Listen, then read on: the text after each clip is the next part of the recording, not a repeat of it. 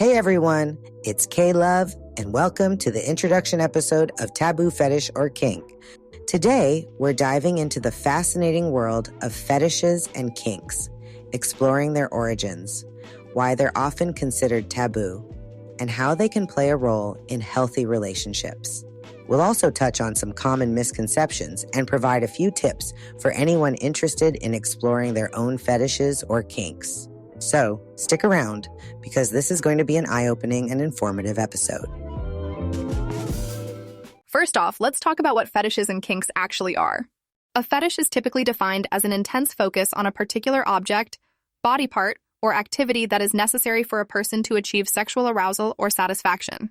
Kinks, on the other hand, are more about the behaviors or activities that people find sexually exciting, but aren't necessarily required for their sexual gratification. While fetishes can sometimes be more rigid and specific, kinks are usually more flexible and can encompass a wider range of interests. Now, you might be wondering why fetishes and kinks are often considered taboo. The main reason is that they deviate from what is traditionally viewed as normal sexual behavior. Society has long had narrow definitions of what is acceptable when it comes to sex, and anything that falls outside of those boundaries can be stigmatized or misunderstood. But it's important to remember that just because something is unconventional doesn't mean it's wrong or harmful.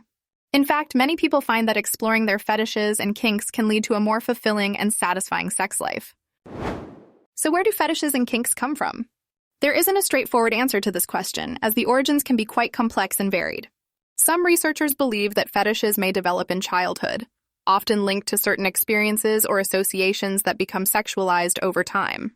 Others suggest that biology and genetics may play a role, influencing what individuals find sexually attractive. It's also possible that cultural and societal factors contribute to the development of fetishes and kinks, as people are exposed to different ideas and stimuli throughout their lives. Next, let's clear up some common misconceptions about fetishes and kinks.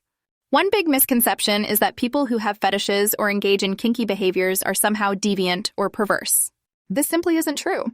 Many people with fetishes or kinks lead perfectly normal, healthy lives and have happy, consensual relationships. Another misconception is that fetishes and kinks are always extreme or outlandish. While some can be, many are quite mild and involve things that lots of people enjoy, like role-playing, spanking, or using sex toys. Now, if you're curious about exploring your own fetishes or kinks, here are a few tips to keep in mind. First, communication is key. Talk openly and honestly with your partner about your interests and boundaries, and be sure to listen to theirs as well. It's crucial to have mutual consent and understanding. Second, take things slow and don't rush into anything. Exploring new aspects of your sexuality can be exciting, but it's important to go at a pace that feels comfortable for everyone involved. And finally, always prioritize safety. Use safe words, establish boundaries, and make sure you have a way to check in with each other regularly. That's all we've got for today's episode. I hope you found our discussion on fetishes and kinks both enlightening and empowering. Remember, exploring your sexuality is a personal journey, and there's no right or wrong way to go about it as long as it's consensual and respectful. If you have any questions or want to share your own experiences, feel free to send me a message. I'm your girl K-Love, and this has been Taboo, Fetish or Kink. Check the show notes for any links or resources mentioned in today's episode.